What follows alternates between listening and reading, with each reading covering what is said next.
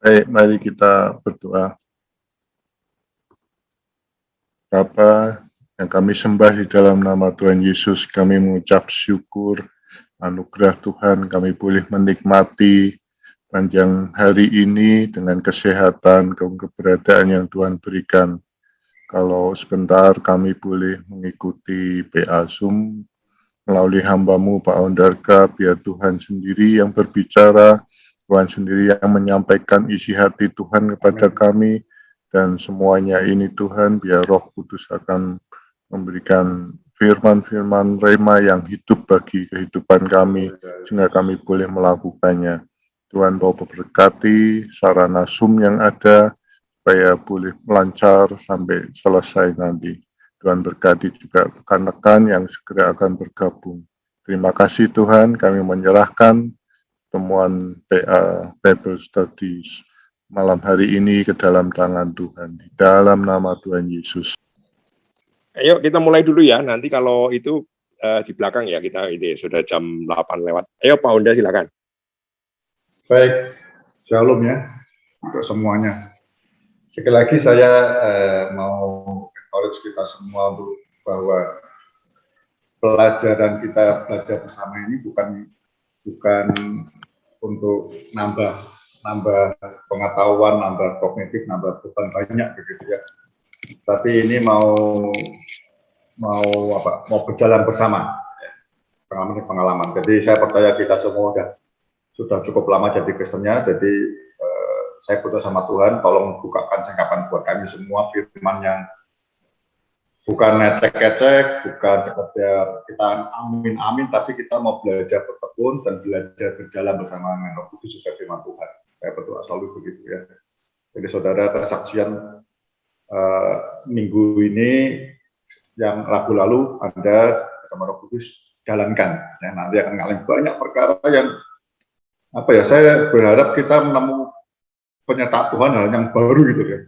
Berjalan di awan yang api itu hal yang baru terjadi terus. Ya.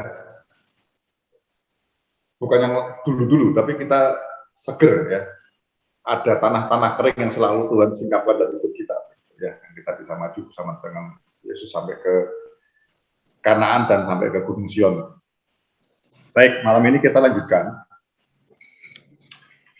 Ibrani 11, 30, 31 saya di judul lengkapnya ya.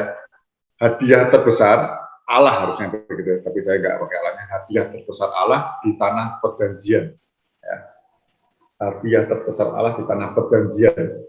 Ya, mari kita baca natsnya dulu. Ibrani 11. Saya kemarin saya jadikan satu supaya karena peristiwa tembok Yeriko tidak bisa didapatkan dari Rahab ya. Ibrani 11, 30 dan 31.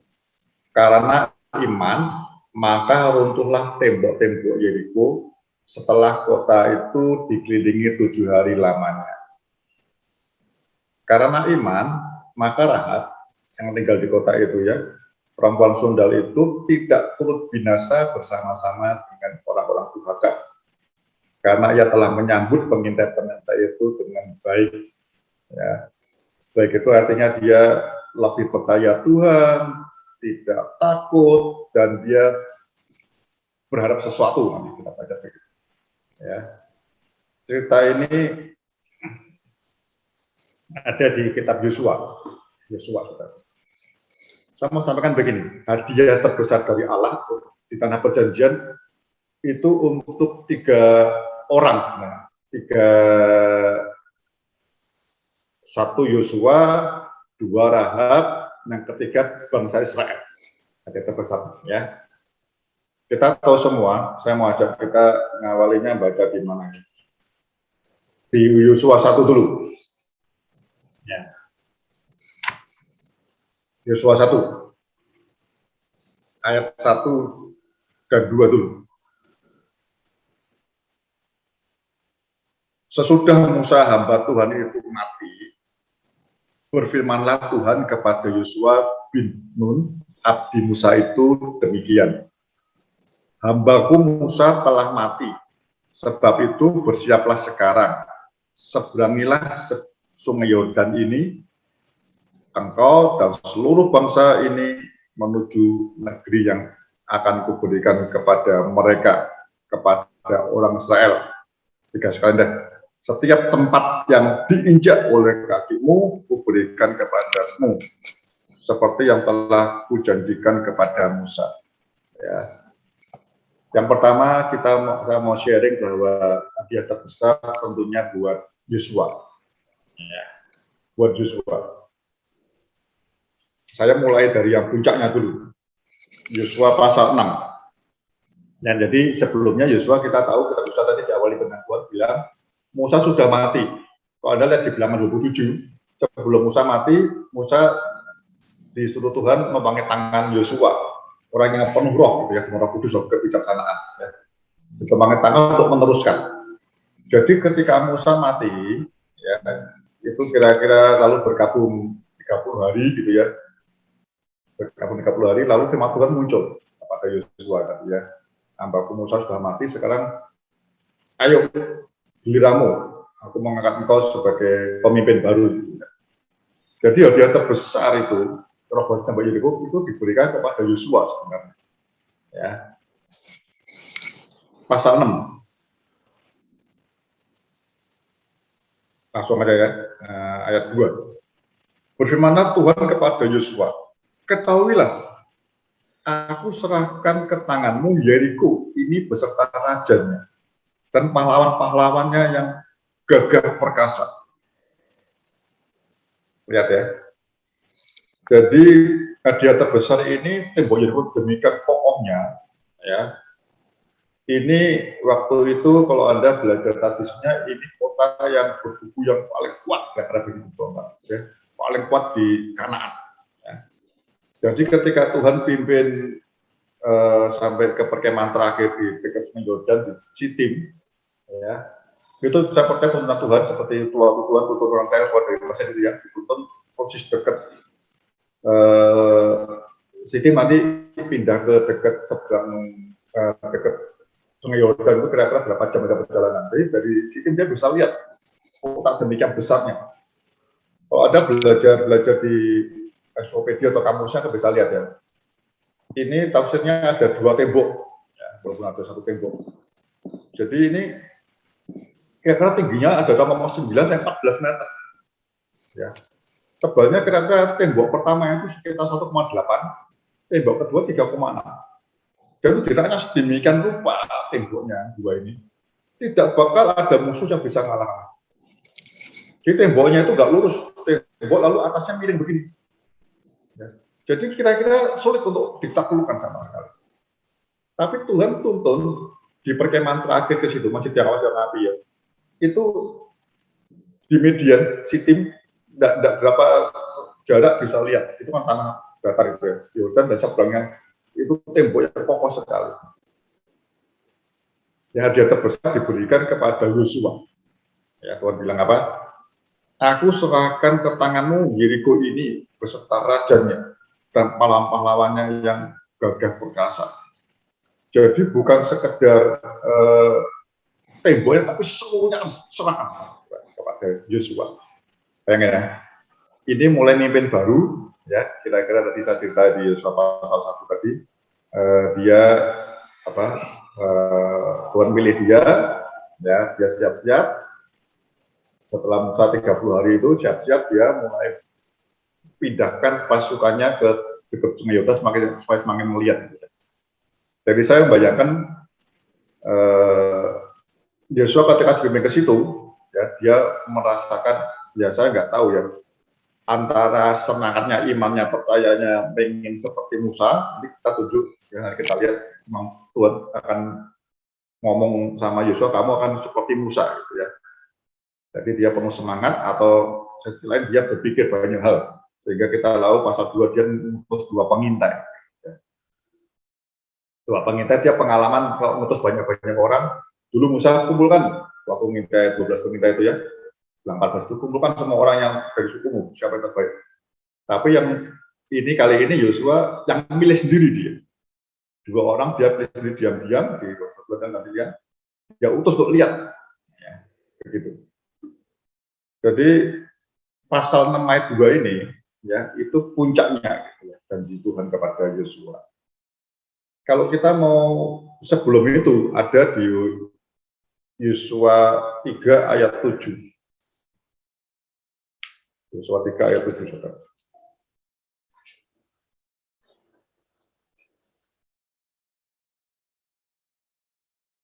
Ya, di Yosua 3 ayat yang ke-7. Dan Tuhan berfirman kepada Yosua, pada hari inilah aku mulai membesarkan namamu ya, di mata seluruh orang Israel, supaya mereka tahu bahwa seperti dahulu aku menyertai Musa, demikianlah aku akan menyertai engkau. Ada apa maka kau perintahkanlah kepada para imam mengangkat tabut perjanjian dan seterusnya. Ini mau nyebrang sungai Yordan.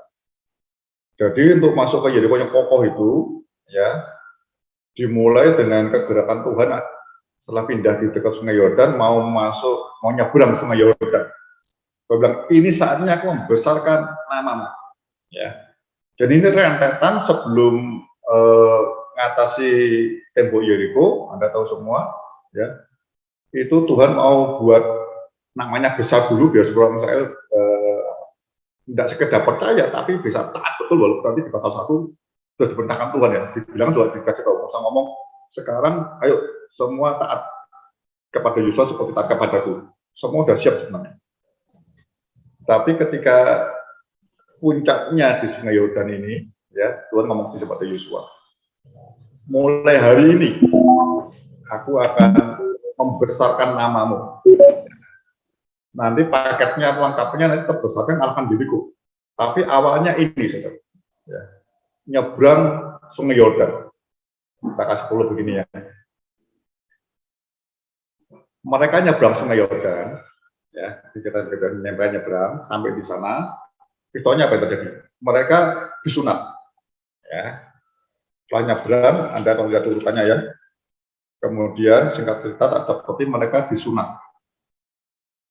Disunat karena mereka ini yang masuk Kanaan ini, yang mulai menyeberang sungai Yordan ini, orang-orang yang memang betul-betul lahir di padang gurun, ya, disunat. Sebelumnya ada sensusnya juga, ya, di sensus orang-orang siapa yang kebutuhan ke atas, betul yang sudah lama yang kuat di Mesir itu mati semua kecuali Yosua dan Kaleb.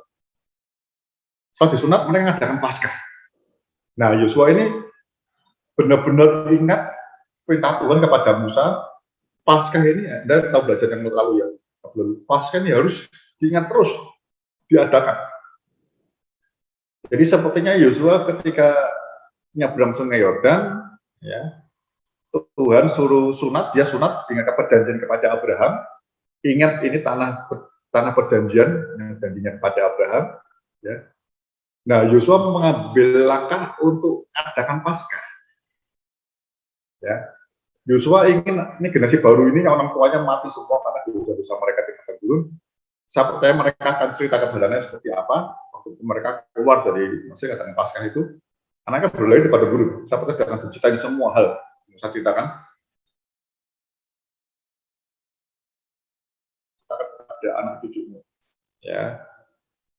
Jadi Yosua mengadakan Paskah itu supaya mereka ingat kembali bagaimana Yahweh Tuhan itu membawa bangsa ini keluar dari bangsa yang besar Mesir itu dan menumpas segala dewanya dan Firaun dan pasukannya. Bedanya begini, Paskah yang zaman Musa itu Paskah ya keselamatan, lalu laut terbelah di depan, penghalangnya di depan. Ya. Mujizatnya apa pertama kali? Mujizatnya anak sulung Mesir mati semua, keselamatan. Yosua apa? Yosua mujizatnya betul-betul terbalik. Sungai Yordan terbelah dulu dengan tabut Allah. Mereka lihat kan, waktu itu sudah tiang tapi sudah nggak ada. Jadi keadaan Tuhan diganti dengan tabut Allah. Mereka lihat dengan tabut Allah, sungai terbelah.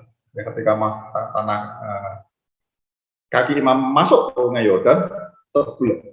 Ya. Lalu kemudian ketika mereka habis disunat, Yosua mengadakan Paskah untuk menambah Paskah itu berkeselamatan besar. Jadi Paskah ini disiapkan untuk kalau orang zaman Musa, orang Yahudinya disiapkan untuk nanti nyebrang penghalang terbesar laut Teberau. Ya. Ini setelah masuk Kanaan, panggilan terbesar, tembok yang besar, kota berkubu yang top, tebal betul. Ya. Jadi diadakan Paskah supaya kembali iman dan pengharapannya muncul. Ya. Di adakan Paskah, di depan ada persoalan besar, Yeriko. Nah ini kalau Saudara baca terus-terusnya, Paskah itu selalu hilang lagi. Nggak tiap tahun lagi, karena apa? Karena orang Israel sudah nggak ada di hadapan, sudah di hadapannya udah ada persoalan lebih besar lagi pada Yeriko. Setelah Yeriko mengalahkan Ai kecil-kecil semua ya, kalah sama Ai yang kecil karena dosanya Akan itu. Tapi sudah nggak ada pengalaman besar sehingga mereka lupa. Saya ngomong tentang Paskah hari ini ya, seperti hasil kemarin yang lupa satu ya. Paskah hari ini ya belum tahun sekali hari Paskahnya, tapi entah tiap bulan atau 3 bulan atau tiap minggu sebenarnya ngambil tema kudus itu sebenarnya memperingati Paskahnya ya. Memecah roti, minum anggur dalam nama Yesus ya.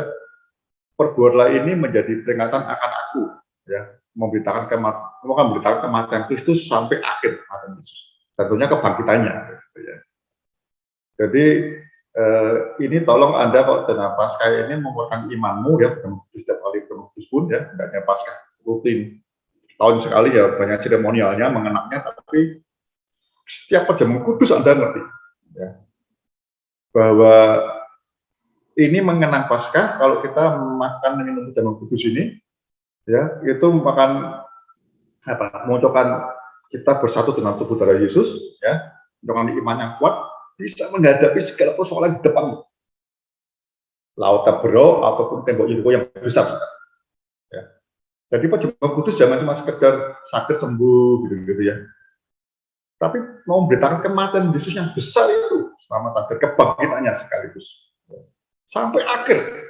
Artinya biasa ngerti bahwa penyataan Tuhan itu ketika perjamuan kudus itu Anda ngerti betul, dia mati tapi dia naik ke surga, bangkit naik ke surga, pokoknya tinggal hidup kita dan kita disertai selama-lamanya ya. Jadi ini penting sekali. Paskah itu untuk menang ngadep persoalan yang besar hari ini. Tapi Pak Bambang, siapa ya Pak, semua cerita bahwa masalah seperti ini hari ini semua orang COVID lah, ke ekonomi lah, semua melanda vaksin ini demikian beratnya dan seluruh dunia. Ya, Anda perlu menerima hadiah terbesar dari Tuhan. Ya. Kita memberi hadiah terbesar buat kita, seperti Yosua, ya. Asal kita ada syaratnya, padahal lihat tadi ya, kita baca tadi di pasal 1, harus dia tidak boleh menyimpang ke kiri ke kanan, hidupnya kudus nanti ya. Cara ketika dia ketemu dengan perwira itu kan, perwira Panglima Bala Tentara Allah ya, dari si Yosua 5 ya saudara. Jadi itu Tuhan akan membuat besar nama kita semua kalau kita terus ada di dalam rencana ya, apapun kondisinya. Saya senang nanti suatu saat kita baca Paulus begitu ya.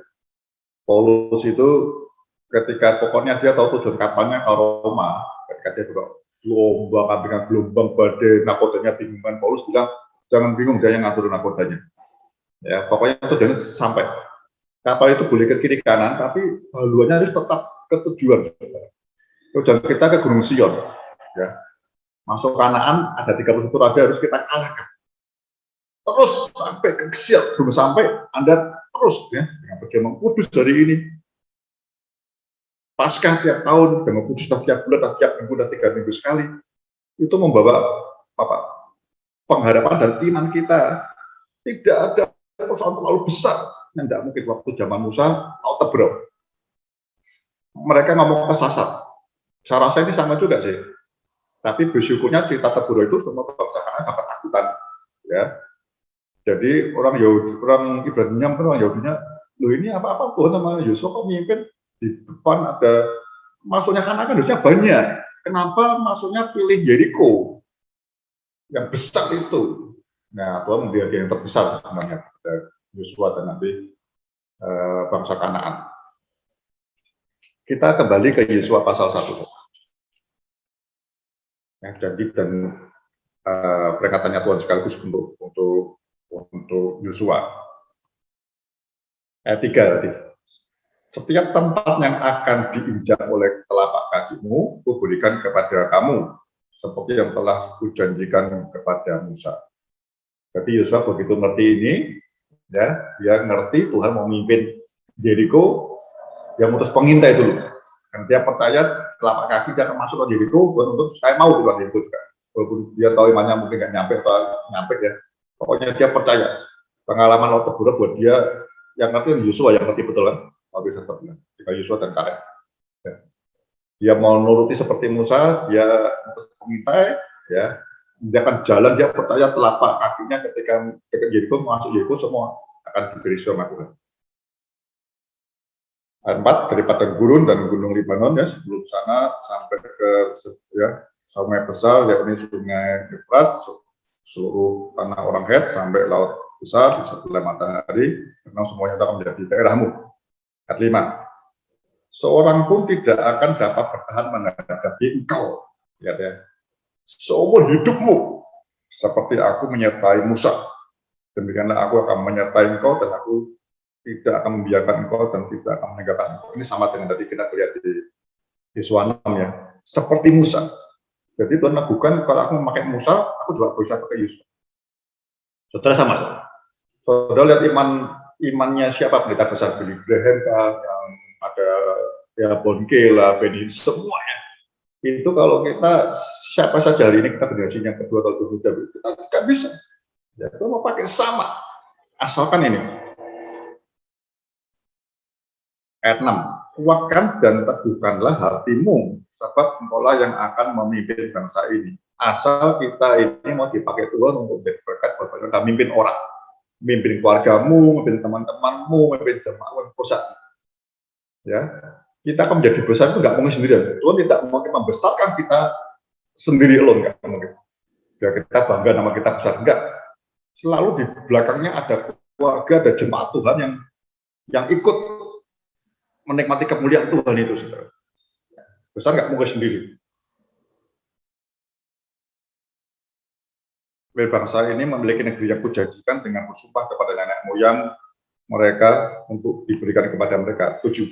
Hanya kuatkanlah dan teguhkanlah kali oleh hatimu dengan sungguh-sungguh. Bertindaklah hati-hati sesuai dengan seluruh hukum yang telah diperintahkan kepadamu. Hambaku Musa, janganlah menyimpang ke kanan ke kiri supaya kau beruntung kemana engkau pergi. Selalu ada syarat, ya. Ada syarat, selain janji besar selalu ada syaratnya. Terus taat kepada firman Tuhan, nggak boleh menyimpang ke kanan ke kiri. 8. Janganlah engkau lupa memperkatakan kitab Taurat ini, tetapi renungkanlah itu siang dan malam supaya engkau bertindak hati-hati sesuai dengan segala yang tertulis di dalamnya, seperti yang dimiliki. Demikian perjalananmu akan berhasil dan engkau akan beruntung. Dan seterusnya. Ya. Ayat 9 sekali deh. Bukankah telah kuperintahkan kepadamu, kuatkan dan teguhkanlah hatimu, jangan kecut dan tawar hati, sebab Tuhan Allahmu menyertai engkau kemanapun engkau pergi. Lalu Yosua memberi perintah kepada pengatur pasukan itu, kata dan seterusnya. Lihat ya. Jadi syaratnya itu, ya, ada syaratnya, yaitu tidak boleh menyimpang kiri kanan dan mati taat kepada firman Tuhan. Nah, ini problem manusia.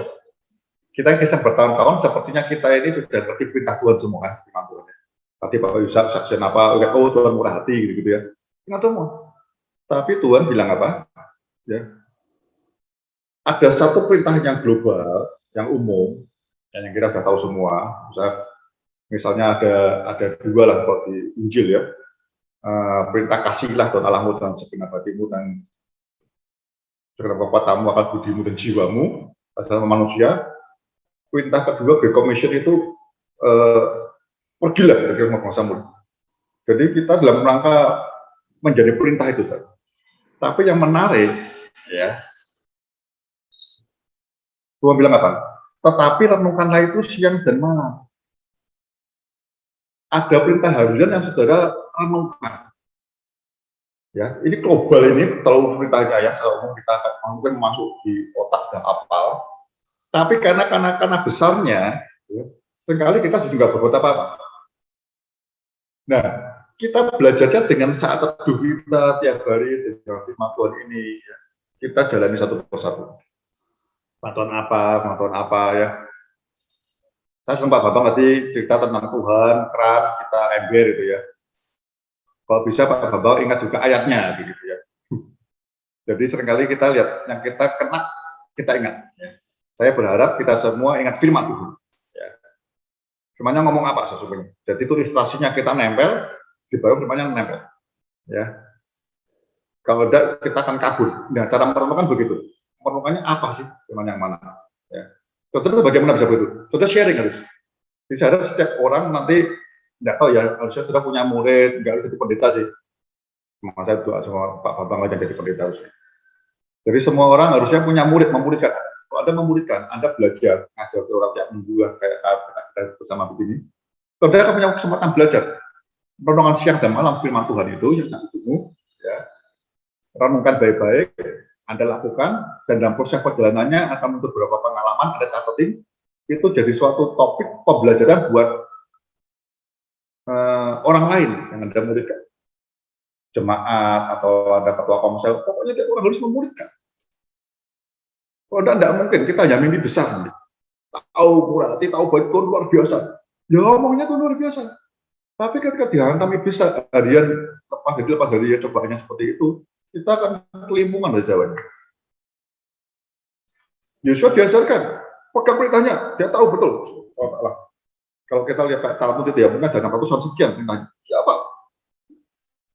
Tapi Tuhan bilang, hariannya penting. Tidak cuma baca, merenungkan. Saya percaya banyak orang membaca firman Tuhan tiap hari. Tapi saya kok tidak yakin Anda dengan merenungkannya. Mendalamnya Anda baca renungkan, pelan-pelan, di dalamnya begitu ya. Nah ketika merenungkan itu proses perubahan pikiran terjadi. Pengalaman dulu saya juga. Yosua begitu merenungkan dan jalani. Itu syaratnya. Syarat yang kedua, kita nanti lihat ya, di Yosua 5. Yosua 5. Mana Yosua 5 tadi? Yosua 5 tadi ya, yang berbeda pada Allah itu ya. Kita lihat ayat 14 deh. Oh, ayat 13 saja. Ketika Yosua dekat Yeriko, ia melayangkan pandangnya, dilihatnya seorang laki-laki berdiri di depannya dengan pedang terungus di tangannya. Yosua mendekatinya dan bertanya kepadanya, kawankah engkau atau lawan? Jawabnya, bukan. Tetapi akulah panglima bala tentara Tuhan. Sekarang aku datang. Lalu sujudlah Yosua dengan mukanya ke tanah, menyembah dan berkata kepadanya, apakah yang akan dikatakan tuanku kepada hambanya ini? Dan panglima tentara Tuhan itu berkata kepada Yosua, tanggalkanlah kasutmu dari kakimu, sebab tempat engkau berdiri itu kudus. Dan Yosua berbuat demikian. Yang kedua ini syaratnya itu kita jaga kekudusan yang paling bahaya. Kalau mungkin dari membunuh kita enggak, zina mungkin ya kita bisa hindari. Pikiran kotor ya mungkin kita bisa enggak. Tapi ini kekudusan dikaitkan dengan mengandalkan kasut. Ya. Kasut zaman dulu paling berapa sih? Paling 1 cm atau 2 cm kasut. Tapi kalau tempat itu kudus, engkau mau dikuduskan, kasutmu, kasut saya dilepas harus. Apa sih kasut? Kasut itu alas kaki yang bisa membuat kita lebih tinggi. Ini bicara masalah tinggi hati, meninggikan diri. Siapa saja bisa berlaku. Kesombongan itu dosa yang iblis paling senang. Ya. Jadi orang kalau meninggikan hati sedikit, ya, apapun lah kerjanya. Saya mungkin pendeta, mungkin dipuji orang, saya juga senang sedikit aja. Itu mungkin naik 1 cm atau 1,5 cm lah. Lalu puji lagi naik lagi gitu ya. Itu semua akan nggak terasa. Saya mungkin tidak terasa betul, tapi saya lama-lama sudah tinggikan diri sehingga Tuhannya ketutupan dengan mendengarkan. Itu nggak kudus ya Tuhan. Itu bukan hak tinggi, tapi kasut aja. Ya. Saya dan saudara semua saya yakin ya, kita ini hanya bisa mengetes motivasi ya hati kita sesungguhnya kalau kita dipenuhi kekudusan Tuhan. Ya. Syarat yang terakhir ini hidup kudus. Jadi firman tiap-tiap hari itu mengingatkan pikiranmu ya. Tapi ketika melakukannya, kita terima pujian, macam-macam hal kecil-kecil itu lama-lama membuat kita kasut kita makin tinggi. Kasut, lalu pantofel, lalu yang pakai H gitu ya, terus tinggi-tinggi. Kalau itu tidak diselesaikan sama Tuhan, lama-lama Tuhan kita di belakang nggak kelihatan. Yang muncul hidup saya, hidup Anda dan saya. Ya. Kalau itu Tuhan nggak bisa besarkan nama kita lagi. Kita besarkan nama kita sendiri mungkin bisa, tapi Tuhannya tidak. Nanti ada kalau lihat nanti 7 akan ketemu nanti. Ya. Orang-orang bilang aku membuat mujizat demi nama Tuhan, aku mau setan demi namamu, bla bla bla bla. Tapi Tuhan bilang aku tidak pernah mengenal engkau, kata Yesus. Nyala semua kamu berkejahatan. Kita hanya pakai namanya Yesus, tapi sebenarnya untuk tinggikan diri kita. Berarti ngomong kalau kamu mau menang perang, ya Yosua ini semua karena aku, bukan karena engkau, bukan. Bukan tanya, kau di pihak siapa? Keliru pertanyaanmu. Engkau yang harus di pihakku, kata Tuhan. Kita yang harus di pihak Tuhan kalau kita mau nikmati hadiah terbesar dari hidupmu. Ya, itu Yosua. Yang kedua dari Rahab saya sudah banyak dibahas ya Rahab ya. Tapi saya mau Rahab satu hal begini aja salah. Rahab kita tahu semua yang Anda tahu ceritanya Rahab. Rahab itu kalau buat saya dia orang spesial ya. Kalau ada lihat di Matius 22, sebenarnya saya mau compare perjanjian barunya yang tadi ya. Saya selalu coba dengan perjanjian barunya. Anda kalau yang di atas tadi, ya, perbuatan besar Tuhan buat kita, itu Anda bisa baca Matius 28 ayat 20 ya. Tuhan bilang kalau kita memberitakan Injil, memberikan orang, Tuhan akan menyertai kita. Itu artinya apa? Tuhan akan membesarkan namamu, karena ada Tuhan yang di belakang. Yesus menyertai kita dengan kasih dan kuasanya. Itu sama dengan Yohanes 14 ayat 12. Kamu percaya kepadaku, kamu melakukan hal yang lebih besar dari Roh Kudus. Kamu melakukan pekerjaan yang lebih besar dari aku percaya. Tapi semua ini dalam rangka kita mentaati firman Tuhan dan melayani Tuhan. Yohanes 1 ayat 50 sama, yang nggak saya baca ya, 1 ayat 50. Ketika Tuhan ketemu Natanael, oh yang kau Mesias, ya karena kau tahu aku duduk bawa pohon ara. Gua bilang begini, tidak hanya itu, Natanael, kalau kau percaya kepadaku, engkau akan melihat hal yang lebih besar daripada apa yang aku katakan ini. Ya, pokoknya orang yang dalam rangka mentaati firman Tuhan, ya, kalau siang dan malam firman Tuhan merenungkannya, baca dan merenungkan, dan hidupnya kudus, dalam arti bukan kudus, bukan berbuat dosa-dosa yang kita ngerti, tapi dosa yang tinggi hati. Tadi saya bilang yang diri itu ya dosa yang itu kalau nggak Roh Kudus betul-betul jelaskan, kita diperintah copot, kita tidak bisa, karena itu dosa yang kita nikmati sendiri ya, dosa meninggikan diri tadi gitu ya. Tapi 3 layarnya Matius 28:20, Yohanes 1:50, Yohanes 14:12. Dan Tuhan katakan janjinya dia akan membesarkan nama kita karena kita mentaati firman Tuhan, karena kita memuliakan namanya dia. Kedua, Rahab ini karena imannya ya itu luar biasa sekali, karena imannya saya rasa dia tadi dibahas ya, saya nggak bahas banyak-banyak. Rahab ini mendengar cita-cita tentang Yahweh, bangsa saya keluar dari Mesir ya, terberau sampai terakhir dia dekat Raja Sion, ada waktu itu dihabisin sama Israel. Yahweh-nya tuh dengan betul. Semua gemetar. Rahab ini buat saya ini orang betul-betul, ya, Maria bilang ya orang pilihan. Banyak dan ada dan saya ini mungkin orang panggilan. Maksudnya begini, saya bilang banyak dipanggil, sedikit yang dipilih. Ya. Jadi semua orang itu mungkin dengar firman Tuhan, ada teman yang menggili kita, baca buku dan sebagainya gitu ya. Atau ada orang lain datanglah, maksudnya begitu. Katakan itu ya. Itu kita dipanggil, karena kematian Yesus di kayu salib itu keselamatan buat semua orang. Yesus memanggil semua orang diselamatkan. Walaupun ada doktrin yang katakan Yesus mati di kayu salib bukan untuk semua orang. Tapi saya percaya untuk semua orang. Ada pilihan itu ya. predestinasi, tapi saya percaya itu semua orang duluan. Ya, semua orang dipanggil, setelah dipanggil, semua datang, ya, Yesus milih. Nah, orang dipilih itu akan dipakai Tuhan. Matius 22 katakan banyak yang dipanggil, yang dipilih.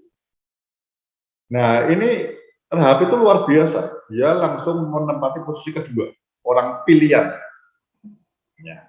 Karena dia menggali sendiri. Dia dengarkan, dia mungkin pelacur punya hotel, dia mungkin punya kafe di hotelnya begitu, kira-kira begitu, orang tamu-tamu datang atau apa gitu, dia sambil dengar. Banyak tamu sambil tanya-tanya orang, para datang mungkin dari mana-mana datang, ini menjadi kota besar. Dia sama makin heran, makin dia mau tahu, ingin tahu. Dia senang ngejar. Jadi proses panggilannya tidak ada khusus di Luton namun enggak, tapi ini ya Roh Kudus bekerja, saya percaya itu. Ya. Karena Roh Kudus ingin menyelamatkan Rahab sebenarnya. Jadi itu ada Rahab yang diselamatkan sehingga dari Rahab muncul Daud, muncul Yesus namanya begitu. Ya Tuhan sengaja menyelamatkan Rahab. Ya. Tapi ini orang betul-betul buat saya orang pilihan. Ya. Nanti Anda baca Rahab di Yosua 2-nya banyak, saya percaya itu sudah membaca semuanya. Kita mau coba ngomong aja. Rahab ketika begitu, saudara ya, lalu Rahab ngerti itu, dia muncul imannya gitu, katanya kuat sekali. Karena apa? Satu, ya, dia dengar kebesaran Yahweh mengatakan segalanya, semua gentar kan, termasuk di banyak Kanaan, dia tahu sudah nggak berkuasa. Karena sama tahu yang Sidon dan Og dekat Kanaan saja habis. Yang dia pegang sudah nggak ada kuasanya lagi. Ya mau nggak mau harus percaya yang lebih gede. Itu agak sedikit bisa masuk logika. Yang kedua, saudara, yang kedua ini dia punya harapan. Nanti ingat ya, aku ucap pada Yahweh, ya, Tuhan di langit, ya, di surga dan di bumi. Tahu semua gemetar. Aku percaya, ya. Tapi dia berharap. Tapi kok bersumpah padaku loh ya. Selamatkan aku dan seluruh keluarga aku, selamatkan. Besok ya. Dia minta apa? Dia punya pengharapan. Ya kata, punya pengharapan. Kalau Anda lihat Ibrani 11 ayat 1 itu ya, iman itu apa? Dasar dari segala sesuatu yang kita harapkan. Kalau ada dasar nggak punya harapan, imanmu nggak maju-maju. Nggak punya harapan. Pertanyaan dia punya harapan, selamatkan aku. Dan seisi rumah dan keluarga pun nanti ya. Oke, kali nanti misi, yes. Tapi dia menuntut, bersumpah ya. Ya, bersumpah. Ini, aduh, apa ya? Dia menuntut betul-betul orang, dia berpegang pada janji, janji bersumpah. Orang Yahudi juga akhirnya Anda tahu dua penginginan juga akhirnya beri sumpah toh. Tapi dia juga ada syaratnya. Tapi kalau harus taat ya, jangan keluar rumah, kasih benang gerimis. Ya, sama-sama berkaitan janji. Benang gerimis yang merah atau gantungan di jendelamu, ya. Orang ingin kau minta kami selamatkan, tinggal bersama, nggak boleh keluar. Kalau kami nggak tanggung jawab. Semua ada syaratnya. Jadi kalau itu diingkari ya selesai. Nah, setia saudara. Oke, berjanji ya. Jadi imannya ini orang pilihan yang saudara kalau menjadi orang pilihan seperti itu, saudara. Ini yang buat Tuhan betul-betul lihat orang ini luar biasa ya. Dia nggak cuma sekedar mau tahu punya iman selamatan pribadi, tidak. Sampai dia nuntut kepada orang-orang Israel janji ya, bersumpah loh ya. Untuk keluargaku. Nah ini dia. Dipilih itu dia tahu nggak untuk pribadi keselamatanku, untuk semua orang. Mulai dari Yerusalem, mulai dari keluarga kita. Pertanyaannya Pak Andi, itu baik ya. Bagaimana kok bisa tidak? Loh iya, tadi lihat, harus saya percaya ada waktu sekian hari, ya. Ini baru pemintai balik, kira-kira dia nyebrang Sungai Yordan, ya Paskah dulu 4 hari, kira-kira 5-6 hari deh, baru ya, belum ngelilingi 7 hari lagi, kira-kira 2 minggu lah. 2 minggu Rahab yang ngerti tentang firman itu, dia cerita pada orang tua, saudara, keluarganya semua. Lihat ya, keselamatan otomatis keluarga bukan otomatis keselamatan, tapi ada orang pilihan yang mau dipakai Tuhan. Dia ciptai, kalau orang nggak mau ya nggak bisa diyakin. Ayo, pasti ini janji. Mereka ada bersumpah. Yahweh-nya itu pasti luar biasa. Kamu sudah sering dengar. Tapi langkah dengan iman nggak perbuatan. Kamu sudah dengar, oh Yahweh menang, nggak ada yang bisa mengalahkan dia. Itu loh, raja dekat Yordannya sudah habisin. Ayo, dia cerita ke banyak orang, tengah baca semua bunda mati. Tentunya dia tidak bisa maksa sih. Yang mau, oke. Tapi jangan keluar rumah ya. Jangan dia akan percaya aja dalam. Juga akan dibunuh semua. Ini saudara. Sisi keluarga diselamatkan, tapi Tuhan pakai kita. Anda berdoa, Anda bersaksi. Saya percaya dari itu Rahab waktu 14 hari itu dia nggak jadi pelacur lagi, saya percaya. Dia nggak jual diri lagi, enggak. Kamu bisa lihat, wah ini orang berubah betul nih. Kok dia masih pelacur, masih 2 minggu kira-kira ya. Ada kesempatan cak dulu lah. Dia nikmati dosa lagi, cek dulu ya sudah selesai. Tidak ada orang yang mau selamatkan, nggak ada. Tak salah juga Tuhan nggak lihat lagi. Tapi begitu dia percaya, dia tinggalkan dosanya, dia cinta kepada orang, hidupnya ya cuma satu. Untuk Tuhan, untuk memberitakan Injil, hidup pakai Tuhan. Makanya Tuhan nggak salah pilih Rahab sih. Kalau orang Yahudi marah-marah ataupun Mati kan, Matius yang untuk surat untuk orang Yahudi dia pertama kali dengan Rahab dia jengkel Yahudi. Ya, tapi memang rencana Allah, buat keselamatan untuk semua orang yang berdosa. Ayo bagi Rahab kerjakan ini. Nanti nggak cuma orang keluarga kita, orang tua, kerabat, sahabat, semua bisa kita menangkan dengan kita. Ya, itu Rahab. Anda kalau perjanjian barunya, yang paling jelas Anda lihat ya, Matius 22 saja kita banyak yang dipanggil, sedikit yang dipilih, saudara. Ya, saya mau baca Anda di 2 Petrus 1 ayat 10. Ya, 2 Petrus 1 ayat 10, saudara. 2 Petrus 1 ayat 10. Ya, saudara, cepat. Ya. Karena itu, saudara-saudaraku, berusahalah sungguh-sungguh supaya panggilan dan pilihanmu lihat, makin teguh. Sebab jikalau kamu melakukannya, kamu tidak akan pernah tersandung. Orang pilihan jangan tidak makin sungguh-sungguh, berusaha sungguh-sungguh. Ya, nanti engkau akan dibesarkan, engkau akan menikmati yang terbesar, keluargamu dimenangkan, kerabatmu, teman-temanmu, semua dimenangkan. Hatimu penuh kasih pasti, ya, mengasihi. Yang terakhir, 17, Wahyu 17 ayat 14. Kalau Anda mau berperang menang sampai akhir ya, mereka akan berperang melawan anak domba, iblis maksudnya, antikris. Wahyu 17 ayat 14. Tetapi anak domba akan mengalahkan mereka karena ia adalah Tuhan di atas segala Tuhan dan Raja di atas segala Raja. Mereka bersama-sama dengan dia, Yesus ya, juga akan menang.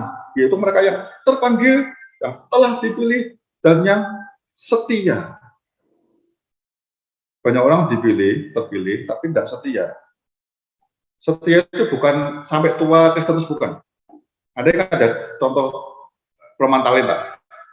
Baik dan mas dan yang apa? Baik dan setia.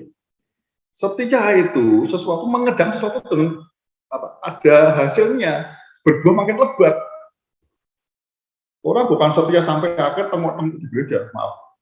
Datang duduk diam di gereja, anggota jemaat terus. Enggak, itu bukan apa yang malas dan jahat. Oh iya, satu talenta itu setia loh. Dia nungguin satu talenta biar nggak dicuri orang loh. Dia tungguin di tanah itu. Setia dia. Dia udah bilang jahat dan malas. Tapi yang baik setia itu bekerja, berbuah. 5 jadi 10, saudara. Jadi setia yang produktif untuk Kristus. Bukan setia cuman orang saya sampai mati setia anggota gereja nggak pernah ganti-ganti. Bukan itu.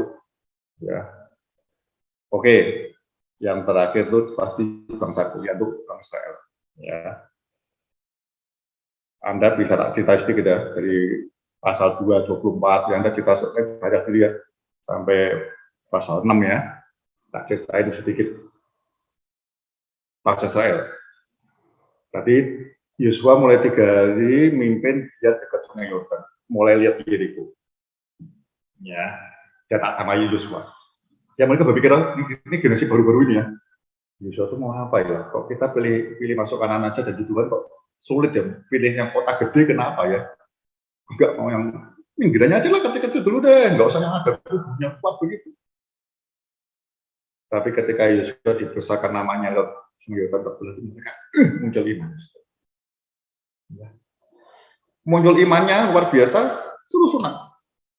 Nunang tua-tua loh, sunat loh ya, berhari-hari nggak sembuh-sembuh. Dia berpikir kalau diserang orang Yeriko gimana? Tapi dia percaya. Ya. Lalu ngadakan Paskah, diceritakan oleh Yosua, Paskah ini diceritakan masa lalu, mereka semangat lagi. Dia pikir, Tuhan akan menyertai, langsung kita serbu. Enggak, Yosua bilang enggak begitu cara perang. Enggak, kata Tuhan, perwira maju dulu, tentara, lalu barisan penyuk, ya, sangkakala, lalu takut Allah, lalu tentara lagi. Orang-orang reaksinya lagi. Untuk apa? Langsung perang. No. Dia ada jadi cara baru. Ya. Kalau saya mau rumuskan gini. Jadi yang pertama ini dia diajak ke Yordan, dia berhadapan dengan Yeriko, supaya apa sih? Supaya coba munculkan iman, menguatkan iman dulu. Besok ngomong itu berapa hari, dia ngomong ini kota kan kita kalah sama Yahudi. Ya. Kemudian munculkan harapan yang baru. Ya. Kemudian perang ini dimunculkan cara baru dengan Tuhan. Itu seperti ketika orang tua mereka dulu keluar dari Mesir, dituntunnya terjebak di antara laut, di antara gunung dan laut. Ini sama. Yang tidak mungkin begitu lihat temboknya, lalu kenapa disuruh keliling tiap hari sekali? Biar mereka lihat temboknya tuh, loh, temboknya tinggi begini rupa, dulu kan lihat dari jauh. Makin dekat, aduh. Jadi timbul antara keraguan, lihat kuatnya pokoknya tembok, lihat dia orangnya cuma 600 sekian, ya 601.000 ya, kurang dulu 603 ini 600. Ini bisa menang atau tidak ini? Kenapa nggak salah? Jadi semuter-muter gitu ya. Ya Mbak kalau dekat, kalau dekat dipanah dari atas. Nggak jauh dia ngamati tentaranya, banyak juga nih. Ya, tuh diem aja, lihat-lihat dia. Nggak lihat ya. Satu kali, untuk mengukur kekuatan musuh seperti apa. Satu kali, lalu pulang sampai tenda, saya Yosua briefing lagi. Keluarkan imanmu ya, kita udah ngerti sekali ya. Kita besok lihat lagi. Briefing lagi kedua, sampai bukat begitu, ketiga ngamatnya. Sampai hari ke-7, mereka udah capek harusnya. Yosua bilang besok pagi, kelilingnya 7 kali. Lalu berteriak ya. Nah, ini seperti persis bapak-bapaknya ketika depannya laut. Orang bilang teriaknya kencang, bapak saya bilang teriaknya enggak, itu kencang sih, enggak capek dia. Kalau kencang ada yang meneliti teknologi ya, teriakannya itu bisa membuat tembok roboh. Saya bilang enggak, dia capek ini. Keliling-keliling itu luasnya ya enggak besar sih, kira-kira 4 hektar. 42 meter persegi enggak besar, 4 kali lapangan bola lah kira-kira begitu. Dia kelilingi hanya berapa jam, sahabat saya Yosua menguatkan lagi, berdoa lagi, bayari membangun imannya ya. Terus dia akan bangun iman, kekuatan, dari pengharapan. Ini kayak menang besar, ingat ya, yang dibilang 14 kan, Yosua sama Kaleb. Mereka akan seperti roti kita makan setelah habis. Porsi semakin besar, kita akan melihat kemudian makin besar. Hari ke-7 muter 7 kali. Lalu super teriak, wah! Saya rasa saya nggak kuat betul sih. Tapi temboknya roboh. Jadi kamu menunjukkan betulnya berperang itu aku sebenarnya. Seperti ketika dikejar, keretanya murat maret, tak Tuhan berperang mereka balik. Ini ketika mereka putar 7 kali, itu saya prajurit di atas lihat sudah nggak bakal menang, mereka kecapean perang juga. Sekarang kita nggak. Dia mungkin lupa sama Yahwehnya Israel kan. Dulu dia ketakutan karena Yahwehnya besar. Ini Yahwehnya keliru ini. Yahwehnya bagaimana perang model dunia keliling aja terus dia. Capek, udah hari ke-7 7 kali dia lihat, wah nggak mungkin ini kalau perang pun mesti aku bisa bunuh dia. Dia nggak ngerti, Yahweh tetap bekerja.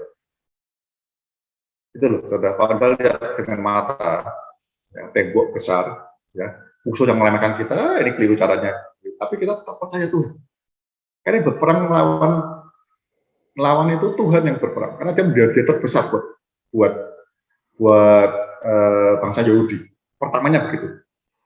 Tapi setelah itu melawan Ai segala ya, dia perang sendiri lagi. Iman diteguhkan dulu sekali, itu perang. Ya kayak orang Salem masih dihancurkan, lalu sama Amalek dia perang. Jauh imannya sudah punya terlatih. Dalam Yahweh imannya sudah kuat, ngerti, tidak takut perang. Ya, saya mau cerita itu. Jadi dia 7 kali itu untuk ngamati hebatnya lawan, tebalnya tembok, makin mustahilnya harapan, karena begitu, tapi dikuatkan dengan imannya. Jadi ketika perang dia betul ngakui, aduh, ini betul Yahweh, Tuhan kok nggak bisa. Nah itu penting. Jadi orang saudara-saudara hari ini mengalami tembok-tembok besar ya, nggak mungkin nanti ya. Jadi diam aja udah, Tuhan tunggu waktunya. Ya, tapi diamnya firman Tuhan renungkan berdoa. Ya. Kalau Anda mau saya kasih di perjanjian barunya, ya, kita lihat misalnya di mana? Roma 5 ayat 2. Bentar ya, Roma 5 ayat 2 ya. Kita lihat ke 5 Roma ayat 2. Saya mau cerita bahwa perkara besar terjadi ya. Saya mau lihat harapanmu itu tetap berharap, walaupun nggak mungkin, ya imannya mungkin agak goyah-goyah nggak apa-apa, harapan penting. Oleh dia kita juga beroleh jalan masuk oleh iman kepada kasih karunia ini. Iman untuk kepada kasih karunia ya. Nah, dalam kasih karunia ini kita berdiri dan kita bermegah dalam pengharapan akan menerima kemuliaan Allah. Iman itu dengan kasih karunia yang akan buat berlawan kita nanti ya. Jadi ketika kamu nggak mampu pun ya, tetap punya harapan ya. Penting saudaraku ya, penting itu pengharapan itu penting ya. Kita lihat lagi di 1 Petrus 1 ayat 21. Oleh dialah kamu percaya kepada Allah yang telah membangkitkan dia dari antara orang mati dan yang telah memuliakannya, sehingga imanmu dan pengharapanmu tertuju kepada Allah. Ya, pengharapan itu penting. Jadi dia lihat sudah capek, nggak waktu imannya mungkin agak down dikit gitu ya. Tapi justru dibuat begitu, Tuhan akan besar kemuliaan. Sehingga, wow, ini hadiah terbesar ya, yang pertama. Setelah itu 31 raja dia kalahkan semua di kanan. Baik, amin. Saya selesai dulu. Silakan mungkin ada apa yang jawab dulu. Kemudian yang mau sharing ada yang belum saya bahas, boleh sharingkan ya. Tapi ya, mari ya kita berdoa ya. Tuhan terima kasih buat malam hari ini. Kami bersyukur sekali lagi Tuhan untuk teknologi yang begitu luar biasa sehingga kami boleh kembali dipersatukan dan bahkan orang yang sudah lama tidak bertemu bisa kembali bertegur sapa Tuhan lewat Zoom meeting pada malam hari ini. Kami percaya semuanya ini berada di dalam rencana Tuhan, tidak ada yang kebetulan di dalam kehidupan kami, termasuk ada Bible study yang boleh kami ikuti Tuhan, di mana kami boleh belajar Tuhan dalam pengenalan terhadap firman Tuhan secara utuh Tuhan, dan kami boleh juga men-sharekan kepada orang-orang di sekitar kami, sehingga kebenaran demi kebenaran dibuka, sehingga apa yang dulu kami tidak mengerti, kami menjadi mengerti, dan kami menjaga hidup kami Tuhan, supaya hidup kami ini tidak kami sia-siakan selama kami masih ada di dunia ini. Terima kasih untuk Bapak Hondarka, Tuhan pakai dia terus Tuhan dengan pencerahan dan pewahyuan yang selalu baru Tuhan, karena kami percaya urapan yang baru itu menyegarkan Tuhan, dan itu adalah bagian daripada anak-anak Tuhan semua menerima berkat Tuhan yang baru setiap hari. Terima kasih sekali lagi Bapak untuk malam hari ini, dan kami mengucap syukur untuk penyertaan Tuhan yang luar biasa mulai dari pagi sampai saat ini, dan sebentar kami akan beristirahat, berpisah satu dengan yang lain, biar kami juga boleh tetap Tuhan saling mendoakan, khususnya pada masa-masa pandemi yang belum usai ini. Kami terus menjadi berkat dimanapun Tuhan tempatkan kami, baik di tengah-tengah keluarga besar kami, di tengah komunitas gereja kami, bahkan kami sebagai warga negara Indonesia. Dalam nama Tuhan Yesus kami berdoa dan mengucap syukur. Amin.